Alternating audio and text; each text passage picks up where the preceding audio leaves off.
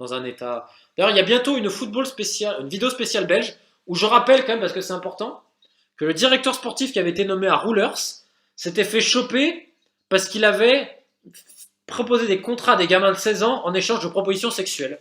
Et ça, c'est très important que ça fasse en parler parce que ce genre de type, malheureusement, gangrène notre sport. D'ailleurs, même dans l'arbitrage. On va faire un point arbitrage. J'en parle très rarement de l'arbitrage. Il y en a qui vont te dire oui, l'arbitre. Non, non, on va parler des vrais dossiers de l'arbitrage. Parce que tout le monde s'en branle des arbitres. Outre le fait que des fois ils se font abuser, etc., je rappelle que les arbitres, sans arbitre, il n'y a pas de sport. Donc, même s'il y en a des fois qui sont peut-être mauvais, etc., moi j'arbitrais quand j'étais petit, enfin petit, plus jeune, des arbitres, des matchs de basket féminin, etc., dans mon petit club et tout. Et je l'ai même fait un peu en Écosse, même un peu à Gibraltar, etc., pour aider. Parce que ça me paraît normal.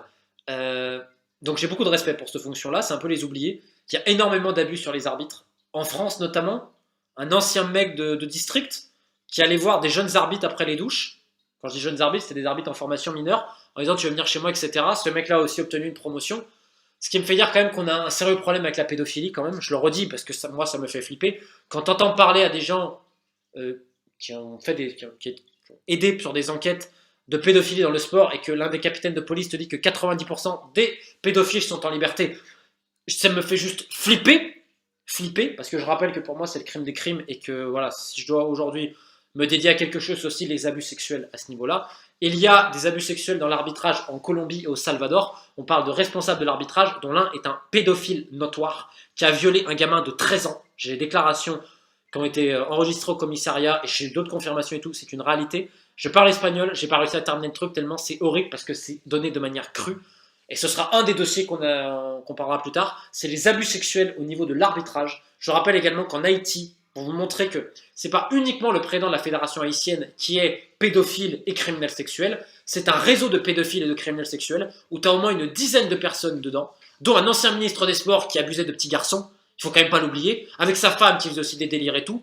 Dans ces malades-là, tu as un responsable du football international qui se faisait offrir une fille, une femme, une joueuse en guise de prostituée sexuelle quand il venait en Haïti, et tu as, alors là, son comble de l'horreur, le patron de l'arbitrage haïtien qui est un violeur, comme pas possible, qui a dû violer, et je rigole pas, qui a essayé avec au moins 40%, je dis bien 40% des arbitres filles en Haïti, je redis 40%.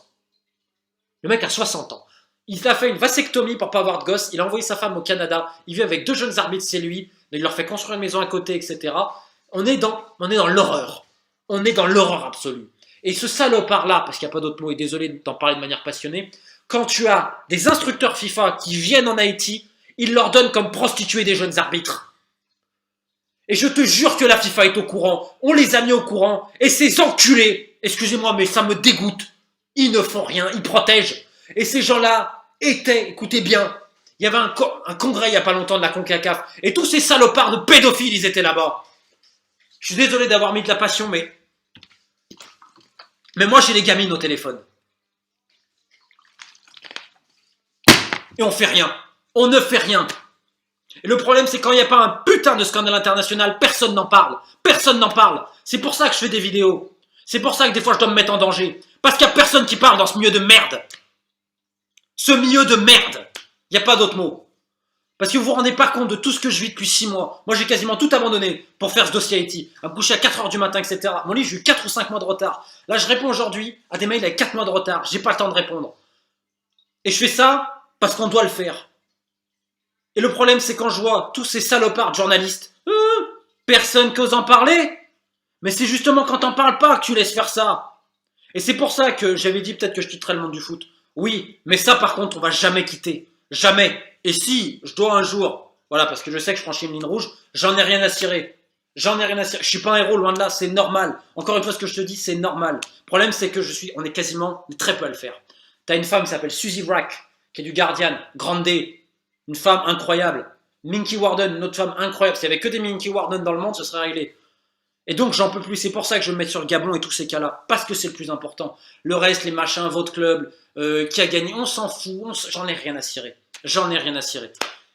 Et malheureusement, je le redis, la seule manière de faire changer quelque chose, c'est un scandale international de grande envergure. C'est la seule manière. Parce qu'il faut obliger la FIFA à changer ses statuts et qu'il y ait une commission indépendante externe qui s'occupe des abus sexuels. On doit protéger les enfants, on doit protéger les joueuses et les joueurs. C'est ça, tous ces gens, oh, les droits des femmes, mais elles en ont rien à foutre. En France, les gens qui sont pour les droits des femmes, elles ont couvert des abus.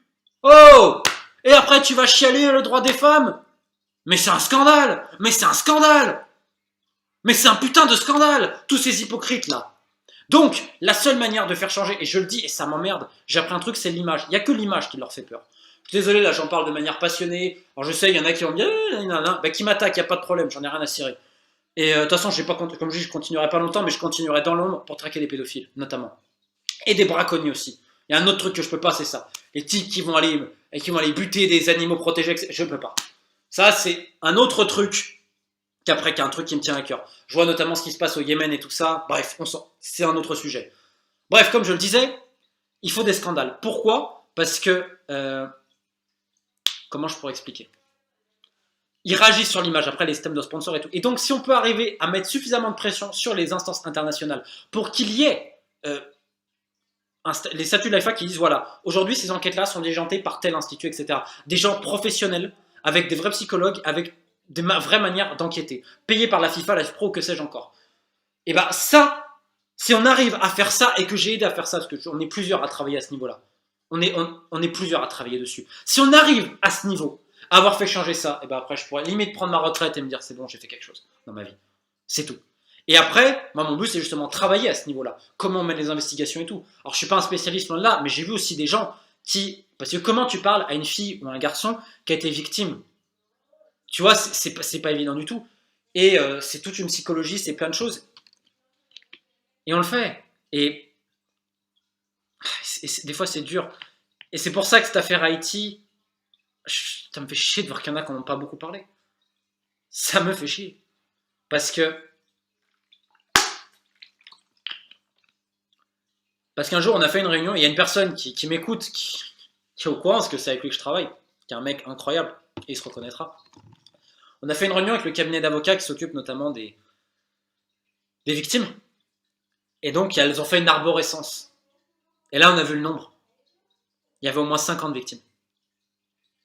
Et là, on le sait, mais quand tu vois tout ça, quand tu vois le bikini show, vous savez que quand même, il y a une personne donc dans ce ranch, le centre à la Croix des Bouquets, une femme, qui va acheter de la lingerie pour qu'ensuite des gamines de 14 à 18 ans, ça dépend, des fois elles sont mineures, des fois non, elles fassent des numéros de striptease et limite de pole dance dans un hôtel pendant que les dirigeants se touchent devant ça.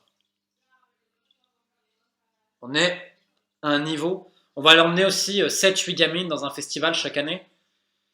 Derrière, je vous laisse imaginer ce qui se passe. Et en fait, pour ces gamines-là, elles n'ont pas été abusées. C'est qu'en fait, elles ont vécu avec ça. Donc en fait, c'est devenu des relations pour elles. Parce que depuis 12-13 ans, elles ont que ça. Quand tu vois le nombre d'avortements qu'il y a eu, c'est... Donc voilà, je voulais faire ma parenthèse, je me suis peut-être un peu enflammé, mais ça me tient à cœur, tout simplement. Mais sur Haïti, on arrive bientôt au bout, normalement. Une autre personne était suspendue 90 jours, Yvette Félix, ma miss, comme elle se fait appeler. Moi, je prépare un très très long article dans le Guardian qui résume un petit peu tout ça. Donc voilà, le but évidemment, c'est suspension à vie pour Monsieur Jean Bart, et derrière, comité de normalisation et tout. Et surtout, une grande partie de ce réseau soit neutralisée. Donc voilà, mais